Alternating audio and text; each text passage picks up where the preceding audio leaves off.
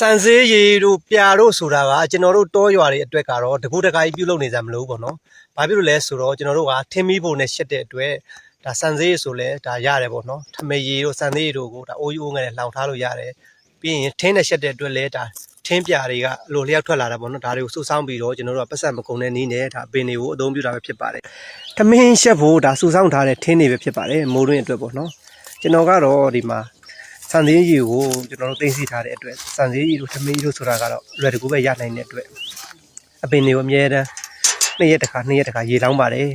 စံသေးရီနဲ့ရေနဲ့ရောပြီးတော့ပေါ့နော်ဒါရေလောင်းလိုက်တာပေါ့ဒါတော့အပင်လေးတွေဒီတိုင်းထားမှဆိုရင်တော့တေးပွဲရရှိပါတယ်ကျွန်တော်2ရက်ကျော်လောက်ရေလောင်းနေတဲ့အခါမှာတော့အပင်လေးတွေကပြန်လဲတန်ဆွမ်းပြီးတော့ဒါကြီးထွားပြီးတော့ခံရသည်ဆိုလဲကျွန်တော်ရှက်စားလို့ရနေပြီပေါ့နော်အရင်ဒီလေကခုပြီးတော့ရှက်စားလိုက်ပြီဒါဆိုလဲငရုတ်ပင်လေးတွေပေါ့ကိုယ်မှာရှိတဲ့ဒါစံသေးရီတို့ထမရီတို့ကိုနှုတ်မပစ်ပါနဲ့သုံးမပစ်ပါနဲ့เนาะတန်မိုးရှိတဲ့နေရာမှာအသုံးပြုလိုက်ပါလို့ကျွန်တော်ဒီနေရာနေကျွန်တော်အခုကတော့ဟိုနေ့ကဒီစံသေးရီကြက်ဦးဒီအရှိုမုံနဲ့ပေါ့เนาะအားစေးဖြတ်နဲ့မြေဘက်ခင်းထဲကိုပြန်ရောက်နေတာပဲဖြစ်ပါတယ်ဒီ reset ကလေးပေါ့အကောင်းမကောင်းဆိုတာလေးကိုကျွန်တော်တကယ်ချင်းတို့ပြန်ပြီးပြခြင်းလို့ပေါ့เนาะဒီမှာတစ်ချက်ကြည့်လိုက်ပါလို့ဟိုနေ့ကတော့လောက်ကြီးဟောအရင်မမဲသေးဘူးပေါ့အခုတော့အပင်နည်းနည်းပုံမဲလာတာကျွန်တော်တွေ့ရပါတယ်လို့တကယ်ချင်းတို့အပင်နည်းနည်းလေးပုံမဲလာတယ်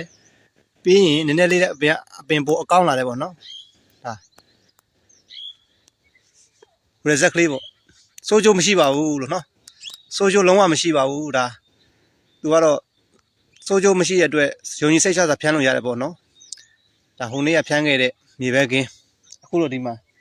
မဲနည်းနည်းကလေးတော့ဖြစ်လာတယ်ဆိုတော့ကျွန်တော်အသီးသက်သာလေးတော့တွေ့ရတယ်ပေါ့တကယ်ချင်းတို့လည်းနည်းနည်းပါးပါးစမ်းကြည့်ပြီးတော့အရင်ဆုံးဖျန်းကြည့်ပေါ့နော်နောက်မှ